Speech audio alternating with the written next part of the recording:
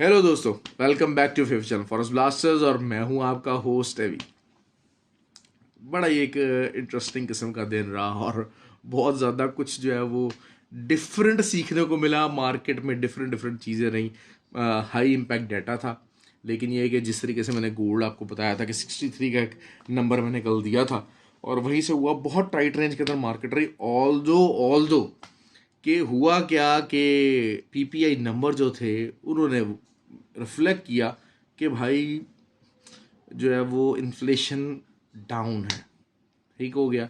अब जो जितना भी उसका डाटा आया regarding inflation it was down उससे। लेकिन हुआ क्या, उससे बेसिकली जो चीज़ जो क्वेश्चन राइज हो रहा था बार बार कि क्या 2 दफ़ा जो है वो फेडरल रिजर्व जो है वो इंटरेस्ट रेट इंक्रीज करेगा, तो वो तो भाई आ गया एक दफ़ा के ऊपर। अब एक दफ़ा भी जो फेडरल रिजर्व इंक्रीज करेगा वो जुलाई होगा कि नहीं होगा, या वो वेट करेंगे, that is the question now.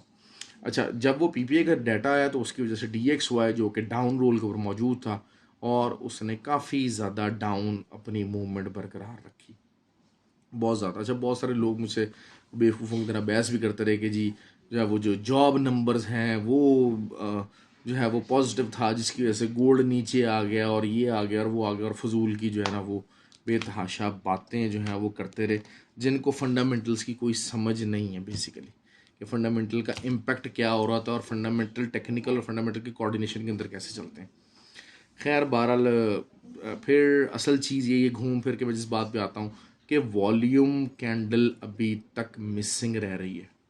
अब द थिंग इज़ कि क्या कल वॉल्यूम कैंडल लगेगी और ब्रेकआउट ऊपर की तरफ होगी, या फिर कल वॉल्यूम कैंडल नीचे की तरफ लगेगी, क्योंकि कल एक बहुत इंपॉर्टेंट वीकली क्लोजिंग भी है। अगर तो वीकली क्लोजिंग यहीं पर हो जाती है और डेली क्लोजिंग भी 60 से ऊपर हो जाती है, तो फिर आप समझ लीजिएगा कि एक हम डब्ल्यू पैटर्न फॉर्मेशन की तरफ जाना शुरू हो जाएंगे, जिसका जो टॉप लेवल होगा वो 2030 होगा। 2030 जिसका TP1 होना चाहिए, गोल्ड की बात कर रहा हूँ। अच्छा, ये चीज़ें सारा कुछ है ना बहुत सारी डिटेल के अंदर आज जो है वो फ्री व्हाट्सएप ग्रुप था उसके अंदर चीज़ें डिस्कस होती रहीं। काफ़ी ज़्यादा जो हमारे बहुत सारे लोग हैं अच्छे अच्छे इनपुट देते हैं, उन्होंने इनपुट्स दिए। अब मसला ये होता है कि जो है वो किसी के इनपुट को अगर आप वहाँ पर इनकार कर दें तो वो बुरा मान जाता है, किसी को जनाब जो है ना वो ज़रा ज़्यादा थोड़ा सा उसको अपलिफ्ट कर दें तो वो अपना ग्रुप बनाने के जो है वो चक्कर में काम शुरू कर देता है। तो ये वाले मामला खैर बहरहाल उस कम्युनिटी के अंदर हिस्सा आ जाते हैं, इश्यूज आ जाते हैं, लेकिन it's all part of it. और खैर फ्री व्हाट्सएप ग्रुप आप लोग भी ज्वाइन कर सकते हैं, इट इज़ टोटली फ्री, क्योंकि वही चीज़ है कि डिस्कशन बेस्ड ग्रुप है, नॉलेज बेस्ड ग्रुप है। इस किस्म का जो नॉलेज का लेवल है, चीज़ें वो आपको मार्केट के अंदर नहीं मिलता है। और बहुत अच्छे अच्छे ट्रेडर्स हैं, बहुत अच्छे ट्रेडर्स हैं जो कि वहाँ पर इकट्ठे हुए हैं और वो एक बहुत फ्रूटफुल किस्म की मार्केट के डायरेक्शन से रिलेटेड, फंडामेंटल इम्पैक्ट से रिलेटेड और बेसिकली ट्रेड हैंडलिंग और ट्रेड साइकोलॉजी से रिलेटेड हम डिस्कशंस करते रहते हैं we keep on doing that. तो जब उन चीज़ों का जो इम्पैक्ट आता है वो बहुत अच्छा आता है। तो आप भी ज्वाइन कर सकते हैं, उसके लिए वीडियो के डिस्क्रिप्शन के अंदर ऑक्टाफ्लिक्स और एक्सनेक्स में हमारे IB लिंक के साथ जुड़ना पड़ेगा और वहाँ पे आपको ट्रेड करनी पड़ेगी, दैट्स इट। और अगर आप ऑलरेडी ऑक्टाफ्लिक्स और एक्सनेक्स पर ही ट्रेड कर रहे हैं तो वहाँ पर आप अपना IB चेंज करके तो हमारे साथ जुड़ सकते हैं और वहाँ पर आप ट्रेड कर सकते हैं। You can be the part of that community. अच्छा, अब कल जो है वो कोई सच बहुत ज़्यादा इंपॉर्टेंट डेटा नहीं है, मिशिगन सेंटिमेंट मौजूद है। सबसे पहला जो है वो बात कर लेते हैं जी USD कैड की। USD कैड का जो है वो अगर D1 के ऊपर देखते हैं, H4 के ऊपर देखते हैं, H4 के ऊपर पर्टिकुलरली एक डबल बॉटम फॉर्मेशन है। डबल बॉटम फॉर्मेशन हो सकती है। दूसरा, ऑयल जिस तरीके से ऊपर जा रहा है, देखिए ऑयल का मैंने आपको बड़ा क्लियरली एक रीजनिंग दी थी, 2 दिन से एक ही बात मुसलसल कर रहा हूँ कि जब जब DXY डाउन जाता रहेगा ऑयल ऊपर जाएगा। बहुत सारे लोग इस जो ये जो को रिलेशन है इसको कोई बहुत ज़्यादा इंपॉर्टेंस नहीं देते, बट ये पिछले 3-4 दिन के अंदर हमारे सामने हकीकत बन के आया। ऑल्दो के वही चीज़ है कि ऑयल की एक्सपोर्ट्स डाउन है, ऑयल की डिमांड डाउन है, इस ईयर के अंदर इकोनॉमिक एक्टिविटी डाउन है, उसके बावजूद भी जब ये ऑयल की प्राइस का जो पंप है इसको किस हिसाब से देखा जा रहा है, इसको बेसिकली हिसाब से देखा जाए कि DXY इज गोइंग डाउन। तो बहुत सारे मुल्क बहुत जल्दी के अंदर अपने जो बड़े बड़े ऑर्डर्स हैं वो प्लेस कर रहे हैं। बहुत सारा वो प्लेसिंग हो रही है, ताकि क्योंकि DXY का रीबाउंड भी एक्सपेक्टेड है। रीबाउंड का एक्सपेक्टेड है। देखें इंटरेस्ट रेट की इंक्रीज़ होने की वजह से जो ना it is very very difficult के जो है वो रीबाउंड ना हो। अच्छा, लेकिन रिबाउंड से क्या मुराद है, अगर जैसे क्योंकि कोई भी है DXY डाउन भी जाएगा तो रिट्रेसमेंट्स ले लेके डाउन जाएगा, डाउन ट्रेंड के अंदर है। पहले 106 तक जाता था, 106 को क्रॉस भी करता था, फिर 106 तक जाना शुरू हुआ, फिर 104 तक जाना शुरू हुआ, फिर 10, अब जो रिट्रेसमेंट है वो up to the level of 102.2 तक आ सकती है इसकी। ठीक है, और यहाँ से ये एक अच्छा रिट्रेसमेंट लेवल है DXY का मौजूद है यहाँ से, और कल आपको एक रिबाउंडेड किस्म का DXY मिल सकता है, मिल सकता है। उसकी वजह क्या होती है, हमेशा से एक मैं बताता चलूँ आपको बात, एक माइंडसेट ये होता है कि जब रिटेलर्स ज़्यादा बैठना शुरू होते हैं एक तरफ, देखें अब रिटेलर्स जो हैं वो इस टाइम के ऊपर बहुत ऊपर के लेवल्स के ऊपर जो है ना वो गोल्ड के अंदर बाय ढूंढ रहे हैं, they are looking for the buy, और होता है कि शायद 52 का लेवल होगा या होगा, वहाँ से भी वो बाय डालने की कोशिश करेंगे, 58 के ऊपर बाय डालने की कोशिश करेंगे। तो हो सकता है कि एक जो पुल बैक है up to the level of 1935 that is expected, और जो कि मैं एक्सपेक्ट करता हूँ कि कल इसको आना चाहिए। कल आपकी जो मार्केट की क्लोजिंग है, अगर कोई बेरिश सेंटिमेंट रह गया है मार्केट के अंदर थोड़ा बहुत भी रह गया है, तो वो कल आपका निकल के सामने आना चाहिए वीकली क्लोजिंग के ऊपर, और वीकली क्लोजिंग 1940 से नीचे होनी चाहिए। अगर वो हो जाती है, जिसके चांसेस हैं बहुत ज़्यादा, तो फिर आपका जो एक दफ़ा जिसे कहा जाए कि दोबारा से एक दफ़ा रीटेस्ट जो है वो 1923 का एरिया, 1924 का एरिया, वहाँ से दोबारा मिलेगा, और फिर वहाँ से आप एक अच्छी बाय निकाल सकेंगे। लेकिन there is still a possibility, क्योंकि बहुत सारे लोग अभी भी यहाँ से ना बाय बैठना चाह रहे हैं। खैर 1968 का लेवल है एक, वहाँ से तक एसएल खाने मार्केट जा सकती है, और फिर वहाँ से एक अच्छी सेलिंग आपको मिल सकती है, जिसका पहला टिपी 52, और फिर दरमियान में जो अगला जो उसका लेवल है वो 41 का है। तो उसके नीचे थोड़ा बहुत एसल हंटिंग वगैरह ये चीज़ें मामला हो सकता है, क्योंकि असल चीज़ ये होती है कि मार्केट आपको रगड़ा देती है दूसरी तरफ का। और जॉब मार्केट अभी तक टाइट है, जॉब मार्केट के अंदर वैसे ही मामलात हैं जैसे कि होने चाहिए। यूरो कल जो है कम से कम 1.098 यहाँ तक आना चाहिए यार, आ सकता है, कल नहीं आएगा परसों, in coming days it has to retest that area. इसको रीटेस्ट किए बगैर यूरो के ऊपर की मूवमेंट नहीं है। इसी तरीके से अगर GBP USD की बात करते हैं तो फिर 1.277 तक का जो एरिया है, इसको रीटेस्ट किए बगैर जो है ना यहाँ से ऊपर की बात लंबी, बहुत ज़्यादा बहुत कन्विक्शन के साथ लंबा जो है ना वो अपडेटेड ऊपर नहीं जा सकता। कैनेडियन डॉलर वर्सेस USD, आप इसको जो है वो डबल बॉटम फॉर्मेशन है, यहाँ से आप एसएल देख के एसएल लगा लीजिए और ऊपर की तरफ जो है वो ट्राई लीजिएगा। यहाँ से एक अच्छी बाया को निकलनी चाहिए। देखिए ऑयल एक बहुत अच्छे लेवल के ऊपर है, सेलिंग के लिए बहुत अच्छे लेवल के ऊपर है। मैं बार एक बात कर रहा हूँ, देखिए ऑयल के अंदर मसला ये है कि हम लोग 200-300 पिप्स एसएल नहीं लगाते पहले तो, अगर एसएल लगा लिया, क्योंकि देखिए मेरे लिए बड़ा आसान है, वीडियो बनाऊंगा, ये काम आप भी कर सकते हैं, कोई भी वेबसाइट खोलें, वहाँ पर सपोर्ट और रेजिस्टेंस निकालें और वो बता दें कि जनाब यहाँ पर आए तो बाय कर लें, यहाँ पर आए तो सेल कर लें। It is a very simple kind of a video जो कि जिसकी लोग तलाश में होते हैं, लेकिन हमेशा हर रेजिस्टेंस टूटती है और हर सपोर्ट टूटती है। इन चीज़ों को समझना आपको पढ़ना है। खाली अगर ट्रेडिंग इतनी ही सिंपल हो ना कि ये सपोर्ट है, रेजिस्टेंस ये ऐसे है ये वैसे, इन चीज़ों के ऊपर अगर आप जाके ट्रेडिंग करेंगे ना तो आपको एक बहुत फ्रूटफुल और एक बहुत रिजल्ट ओरिएंटेड ट्रेडर नहीं बन सकते। आपको थोड़ा सा एक्स्ट्राऑर्डिनरी सोचना पड़ता है। फिर आपको जो रिस्क मैनेजमेंट, पोर्टफोलियो मैनेजमेंट है, साइकोलॉजिकल मैनेजमेंट है, ये साथ साथ आपको लर्न करनी पड़ेगी। हम लोग अब ग्रुप के अंदर ये डिस्कशन कर रहे थे कि भाई $100 का आप लगा के तो आप सिर्फ सीख सकते हैं चीज़ों को। $100 लगा के आप अगर महीने के अंदर $200 या $100 कमाना चाहते हैं, दैट इज़ नॉट पॉसिबल। जो कुछ लोग कहते हैं ना भाई बस डेली $5 मिल जाएँ, तो भाई $5 का मतलब है डेली महीने का $100। $1000 लगा लें तो फिर आप कहें जी डेली के $50 मिल जाएँ, तो भाई $1000 से $1000 महीने का यार क्या हो गया, $10,000 से $10,000 कमा लें। मैं कहता हूँ कि यहाँ इधर मिलने चल जानी चाहिए। पता नहीं किस किस्म की इल लॉजिकल बातें, इल मैनर्ड किस्म की जो हैं वो सोचें। क्यों? क्योंकि हम लोग कोई रोबोट नहीं है, ये रोबोटिक फार्मूला है कि यार हाँ जी $100 लगाया है, रोज़ के मैं $5 तो यूँ निकाल ही लूँगा। ठीक है, या $5 नहीं तो रोज़ के $10 में निकाल ही लूँगा, और जनाब $200 महीने के हो जाएंगे। फिर मेरे पास $300 का बजट हो जाएगा। $300 से मैं फिर $500 अगले महीने कर लूँगा। मेरे पास $800 हो जाएंगे, अगले महीने मेरे पास $1200 हो जाएंगे। तो भाई ये ऐसे नहीं होता, ऐसे नहीं होता। ये ट्रेडिंग इस चीज़ का नाम नहीं है। और जो लोग आपको ये गाइड करने की कोशिश करते हैं, they are simply misleading you, they are simply misleading. अब ऑयल की हम बात कर लेते हैं। देखें, ऑयल की अगर हम बात करते हैं, ऑयल का मैंने आपको उस टाइम भी कहा था कि 74.6 जो था मेरा कट ऑफ वैल्यू, लेकिन लोग 72 से सेलिंग बैठे हुए थे। असूलन ये बनता था 74.60 के। मैंने आपको कहा था कि ऊपर आपकी क्लोजिंग आ जाए तो आप बाय में बैठ जाइएगा। नहीं बैठी दुनिया, अभी भी सेलिंग में बैठा जा रही है। वहाँ से मार्केट कितनी चल गई? 77 को मार्केट आई हुई है, 250-300 पे चल गई मार्केट। अब आप मुझे बताएं कि अब आप यहाँ क्या करेंगे? अगर किसी ने 72 से भी सेलिंग में अगर बैठा हुआ था और वो 74.5 तक भी उसने एस एल होल्ड किया, 250 बनते हैं तो 250 भी निकला है।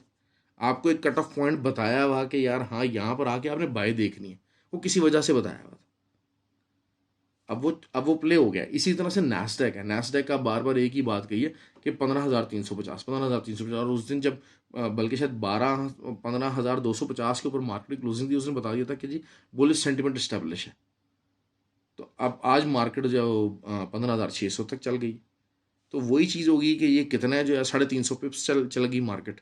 अब अगर आप थोड़ा बहुत नीचे से भी अगर सेलिंग बैठे हुए तो आपको बाय सेटल करने का मौका मिलना चाहिए, लेकिन हम लोग नहीं कर पाते हैं। क्यों? Because we are not robot in our mind sense. दूसरा, एस एल नहीं लगा रहे हैं, छोटे छोटे अकाउंट से बाद में चीखे मारते हैं, रोते हैं। मैं साथ साथ आपको ट्रेडिंग बताता जा रहा हूँ। ऑयल का एक बहुत अच्छा लेवल है। यहाँ से अगर आप 100 पिप्स की ट्रेड, 1000 पिप्स की ट्रेड सोच रहे हैं, तो ये एरिया है यहाँ पर सेल डालने वाला। क्योंकि ऊपर बाइंग की तरफ मामलात को बहुत ज़्यादा बुलिश नहीं है, बहुत ज़्यादा बुलिश नहीं है मामला। थोड़ा बहुत मैनिपुलेशन और थोड़ा बहुत डी एक्स वाई मजीद अगर वो डाउन जाता है, सारा कुछ होता है, उस चक्कर में थोड़ा सा ऊपर चला जाएगा, मजीद चला जाएगा, लेकिन ये एरियाज बाइंग वाले नहीं है। These are excellent excellent excellent areas for a selling. और सेलिंग भी कहाँ? 66 के लेवल तक की। तो आप 1000-1100 पिप्स की बात कर रहे हैं, तो अगर आपको 200-300 पिप्स अगर होल्ड भी करनी पड़ जाए तो यार उसमें कौन सी ऐसी मुसीबत बन जाएगी। लेकिन अगर आप कोई 200-250 वाले पिप्स वाले, तो या तो फिर स्कैल्पिंग करें। दूसरा ये कि मैंने आपको एक स्कैल्पिंग स्ट्रेटजी दी हुई है गोल्ड की। अब 59 के ऊपर मार्केट थी जब के पीपीआई का डाटा आया, उसके बाद मार्केट 52 तक गई। अब अगर जो मेरी स्कैल्पिंग स्ट्रेटजी जिन्होंने लगाई है, बेहतरीन प्रॉफिट कमाया, मुझे मैसेजेस भी उनके आना शुरू हो गए। न्यूज़ ट्रेड न्यूज़ समझ नहीं आ रही है, न्यूज़ को आपका इम्पैक्ट नहीं जज हो पा रहा, तो मैंने तो आपको ऐसी स्ट्रेटजी बता दी है जो इसका फेलियर है ही नहीं। एक साइड के ऊपर तो मार्केट जाएगी जाएगी और वो आपको अच्छा प्रॉफिट दे जाएगी, लेकिन आप गलती क्या करेंगे? वो प्रॉफिट बनाने के बाद आप दोबारा से वही स्ट्रेटजी रूटीन टाइम पे लगाने की कोशिश करेंगे। That will be something mistake. ठीक है, मैंने आपको जो है वो यूरो का अपना बता दिया कि हाँ बीएस मूव इन करेंगे। जीबीपी का मैंने बता दिया कि हाँ जीबीपी बहुत ज़्यादा बुलिश है यूरो के मुकाबले में, ज़्यादा बुलिश है। तो क्योंकि डाटा भी आज उनका जिस तरह का आया है, तो वो फिर इट इज़ मोर बुलिश। तो ये क्यों? क्योंकि इन्फ्लेशन भी काबू में नहीं है। मैं बताता चलूँ आपको, जैसे तो गुड नंबर्स आए हैं ना फेडरल रिजर्व के टुवर्ड्स इन्फ्लेशन, वैसे जीबीपी के नहीं आए हैं। GBP is still struggling a lot with the inflation. तो उस वजह से ऑब्वियसली उनको थोड़ा सा अग्रेसिव रहना पड़ेगा, इंटरेस्ट रेट भी ज़्यादा इंक्रीज करने पड़ेंगे। लेकिन जो कैनेडियन वर्सेस यूएस डॉलर है, that is also has got a, मैंने आपको टेक्निकल रीजन बताया। दूसरा, ऑयल अगर नीचे आता है, यहीं से कल की ऑयल एक्सपेक्टेड जो क्लोजिंग है, वो एक दफ़ा जो है वो 75 से नीचे ज़रूर आनी चाहिए कल मार्केट के अंदर, यहाँ से आनी चाहिए। It should come down. तो 200 पिप्स की बात कर रहे हैं, तो ये चीज़ों को आप थोड़ा सा समझना पड़ेगा। जीबीपी जेपीवाई यहाँ से रिबाउंड हुआ, थोड़ा सा और हो जाएगा, लेकिन it's a good selling area. क्यों? क्योंकि जेपीवाई जो है वो ऑब्वियसली जब यील्ड्स का जो रेट और रिटर्न होता है यूएस का, वो डाउन होता है, तो फिर वहाँ से ऊपर जाता है। अच्छा, दूसरा एक सी एच एफ यूएसडी का है, वो हमारे फ्री व्हाट्सएप ग्रुप के अंदर काफ़ी कॉल्स वगैरह उसकी चलती रही हैं। अच्छा, यूके, यूरोप और जो ऑस्ट्रेलिया के जो क्लाइंट्स हैं, उनके लिए हम पता चलें कि जो है वो लोग हमें जीटीसी के थ्रू, जो है जीटीसी का लिंक वीडियो डिस्क्रिप्शन में दिया हुआ है, उसके थ्रू वो हमें ज्वाइन कर सकते हैं, वहाँ पर अकाउंट खोल, क्योंकि वो लेवरेज भी अच्छा देता है। दूसरा एक और चीज़ बताता चलूँ, why I don't prefer the local broker, सबसे पहली बात यह है कि जितने भी आपके जो लोकल ब्रोकर्स हैं वो आपको ट्रेड करवाते हैं फ्यूचर में। फ्यूचर ट्रेड होंगे, स्वैप्स फ्री आपके अकाउंट्स नहीं होते, वो स्वैप चार्जेस भी आपसे लेते हैं। तो ये चीज़ें फिर आपको वही बात है कि जब जब कॉन्ट्रैक्ट एक्सपायरी का टाइम होगा, चाहे आप ट्रेड पॉजिटिव में हो चाहे नेगेटिव में हो, आपको लंबा होल्ड करना, you won't be able to do that. फिर आपको विड्रॉल्स के टाइम पे मसले मसाइल होते हैं। तो ये लोकल ब्रोकर्स के साथ ये बहुत ज़्यादा इश्यूज़ हैं। इन इश्यूज़ को रेडिकेट करने के लिए यहाँ पर हम जो है ये ऑक्टाफिक्स और एक्सेस के साथ काम करने का आपको मशवरा देते हैं। क्यों? क्योंकि इंटरनेशनल ब्रोकर हैं, बहुत सारे लोग हैं जिनको जब जो है वो विड्रॉल वगैरह चाहते हैं, वो विड्रॉल रिसीट मुझे भिजवाते हैं, फ़ौरन ही जल्दी करवा देते हैं उनके काम। आप लोकल ब्रोकर्स के साथ लगे रहें, ज़रा सा बड़ा विड्रॉल लें, आप देखें उनकी हालत क्या गैर होनी शुरू हो जाती है, वो परेशान हो जाते हैं कि जी क्या करें और क्या ना करें।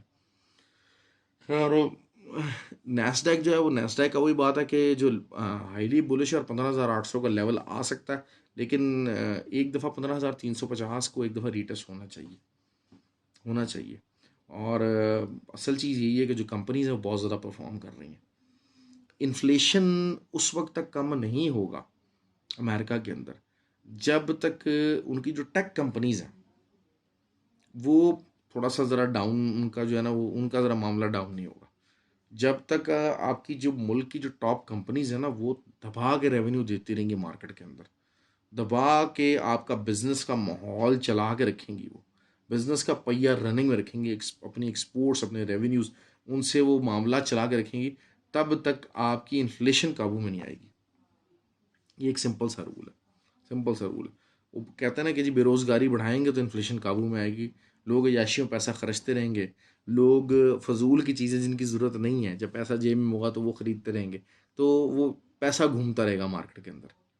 क्योंकि देखें गवर्नमेंट की स्पेंडिंग जो है वो जब भी आप नोट कीजिएगा, गवर्नमेंट अपने प्रोजेक्ट्स लगाती है, जैसे ब्रिजेस बना रहे हैं, अब अगर ब्रिजेस की हम बात करते हैं, अगर बिलफर्ज $1 बिलियन के ब्रिजेस या रेल रोड नेटवर्क है, उसके ऊपर अगर पैसा खर्चती है, तो वो समझ लीजिए कि वो आपकी सोसाइटी के अंदर, आपके मुल्क के अंदर वो तकरीबन तकरीबन $10 बिलियन बन के घूमता है। कि आप जो है वो पहले कॉन्ट्रैक्टर को पैसा देंगे, कॉन्ट्रैक्टर जो है वो चीज़ें खरीदेगा, चीज़ें खरीदने वाला लेबर को देगा, लेबर, वो एक पूरा एक साइकिल, एक मल्टीप्लाइंग इफेक्ट आता है जो कि इन्फ्लेशन को बूस्ट करता है। तो इस इफेक्ट को रोकना है, असल खाली जो है वो इंटरेस्ट रेट तो है, इंटरेस्ट रेट से ये होगा कि सिर्फ लोग और कंपनीज लोन लेना कम करेंगे, लेकिन जो बिजनेस माहौल है, business atmosphere, ease of business है ना, ईज ऑफ डूइंग बिजनेस, उसको ख़त्म करना पड़ेगा, तब इन्फ्लेशन कम होगी रियल टर्म्स के अंदर। ये वाले स्टेप्स अभी लैकिंग हैं फेडरल रिजर्व की तरफ से। इस चीज़ को आप समझे, जो कि DXY को बूस्ट देते रहेंगे, उसके रीबाउंड्स जो हैं वो अच्छे रीबाउंड्स आते रहेंगे। You have to understand these things. देखिए मैं बता रहा हूँ कि मेरे लिए बड़ा आसान है, मैं आपके सामने पर्चा पकड़ूँ उसे कहूँ जी आप गोल्ड की सपोर्ट ये है, गोल्ड की रेजिस्टेंस ये है, DXY की सपोर्ट ये है, रेजिस्टेंस ये है, हर एक की मैं बताता चला जाऊँ, सपोर्ट और रेजिस्टेंस सब टूट जाएगी। आपको समझ नहीं आएगा कि मार्केट के अंदर एक्चुअल हो क्या रहा है, एक्चुअल मूवमेंट क्या चल रही है, मार्केट आपसे क्या चाह रही है, क्या डिमांड कर रही है। You won't be able to get that done. तो उस चीज़ को बहरहाल मैं समझाने की कोशिश करता हूँ, आपको बहुत डिटेल में बताने की कोशिश करता हूँ। तो आई होप कि आपको पसंद आएगा। और बाकी एक भाई जो है उन्होंने मुझे कहा कि जी आज ग्रुप के अंदर कि जी आप अपनी जो एकेडमी है तो वो उसका बिजनेस चमकाने की कोशिश कर रहे हैं। तो आई वॉज रियली सरप्राइज कि यार मुझे do I really need to run an academy, जो कि शायद जिसके खर्चे ज़्यादा हैं और मुझे उसका आउटपुट नहीं है इतना, मेरा टाइम भी ज़्यादा कंज्यूम हो जाता है उस सेटअप को लगाने में, उस सेटअप को रन करने के लिए। एक और वही बात है कि मैंने को ओवर क्राउडेड तो काम किया नहीं हुआ कि एक बैच भी होता है, तो फिजिकल बैच है वो 7-8 लोगों का, और जो ऑनलाइन बैच है वो भी 8-10 लोगों का, इससे ज़्यादा का मैं बैच नहीं रखता। तो अब मुझे बताइएगा कि उसको रन करने के लिए जो मुझे ज़री बात है क्वालिटी रन करना है, क्वालिटी रन करना है, तो उसके लिए जो है वो मुझे तो काफ़ी ज़्यादा खर्चा हो जाता है। आई वॉज रियली सरप्राइज कि लोगों की सोच छोटी है, लोगों के विजन छोटे हैं। लेकिन ये बता दूँ बात, ऐसे लोग तरक्की नहीं कर सकते। ऐसे लोग जो कि दूसरे का जो कोई अच्छा काम है, बेनिफिशियल काम है, जिससे लोगों को बेनिफिट हो रहा है, उसमें जब कीड़ा निकालने की सिर्फ कोशिश करेंगे, उनका फोकस कीड़ों के ऊपर होगा, तो फिर वो यकीन कर लें उनके वो अपने आप को बेहतर नहीं कर सकते, अपनी तस्हीह नहीं कर सकते। मैं देखता ही नहीं कि जनाब जो है ना कोई दुनिया में क्या काम कर रहा है, किस लेवल का काम कर रहा है। मैं सिर्फ ये देखता हूँ कि हाँ जो काम मैं कर रहा हूँ, मैं अगर ट्रेडिंग कर रहा हूँ, एम आई गुड ट्रेडर, कोई गलतियाँ अगर नहीं हो रही है, अगर गलती हो रही है तो ठीक है, मुझे उसको दूर कैसे करना है। बाकी कोई दुनिया क्या कर रही है, क्या कह रही है, मेरे बारे में क्या सोच रही है, I really don't care about these things. क्यों? क्योंकि अपना मोटो यही यही है, I run my own race. I am not in a race with anybody. मेरा किसी से कोई मुकाबला नहीं है, कोई रेस नहीं है, कुछ नहीं है कि मेरे यूट्यूब चैनल है उसके ऊपर व्यूज़ ज़्यादा आ रहे हैं, उस पर कॉमेंट क्या आ रहे हैं क्या नहीं आ रहे। जो फालतू के लोग हैं ना, नेगेटिव एनर्जीज़ को, अब आप देखें बहुत सारे लोग हैं वो वीडियो को देखते और बाद में अगले दिन कुछ अगर उसमें नेगेटिव मिलता है, मार्केट किसी और तरह गई होती है, उसको नेगेटिव साइड पे कमेंट करने के लिए मेरी वीडियो को देखते हैं। तो इससे उनको क्या मिलता है? Simply nothing. ना उनकी अपनी कोई तसी होती है, ना वो कोई बेहतर हो पाते हैं, ना कोई वो अपने आप को ग्रो कर पाते हैं, ना वो किसी को फ़ायदा पहुंचा पाते हैं। तो ऐसे जो लोग हैं आपकी सोसाइटी के अंदर बहुत ज़्यादा हैं, आपकी कम्युनिटी के अंदर बहुत ज़्यादा हैं। ऐसे लोगों को अपने से दूर कीजिए, ऐसे लोगों को अपने से दूर कीजिए। देखिए, नेगेटिव जो बात होती है ना, किसी के ऊपर उंगली उठा के किसी की नेगेटिविटी बयान करना, आपके जो नेगेटिव साइड होती है, ईवल साइड है, उसको आप हिट करके साथ कैरी करना, इट्स वेरी इजी। ड्रैग कर देते हैं, लेकिन वो प्रोडक्टिव नहीं होगी कभी भी।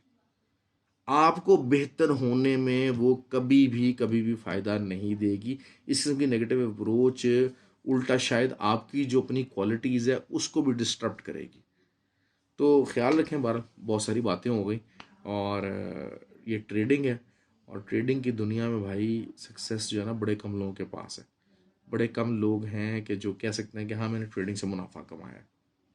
एंड आई एम लकी कि हाँ जनाब जो है हम बैठे हुए ट्रेडिंग से फ़ायदा कमा रहे हैं। Obviously there are the times कि जनाब जब आपकी ट्रेड्स नेगेटिव में जा रही हैं, आपको होल्ड करना पड़ रहा है, आपको इन्वेस्टमेंट ज़्यादा डालनी पड़ रही है, there would be times. But if you stick to that, if you stick to the basics, अगर आपने अपने बेसिक्स को स्ट्रॉन्ग रखा, अपनी एक पॉलिसी सही तरीके से रखी है, तो फिर आपको eventually you get out of those things in profit. ये एक सिंपल सा रूल है। ओके जी, ख्याल रखिए अपना। Have a good day. Thank you very much.